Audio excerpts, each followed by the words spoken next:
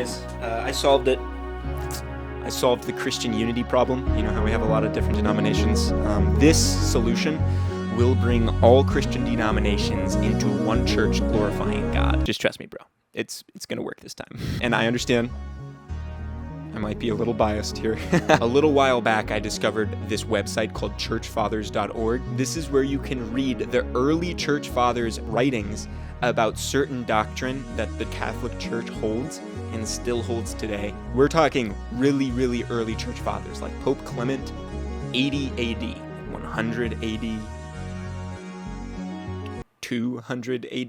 The doctrine that these early church fathers believe seems to be the same doctrine that the Catholic Church still holds today.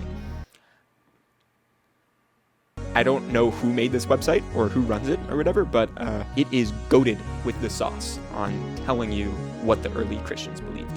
And I think it's pretty clear the early Christians believed that Jesus' true presence was in the Eucharist and a bunch of other stuff that the Catholic Church also still believes.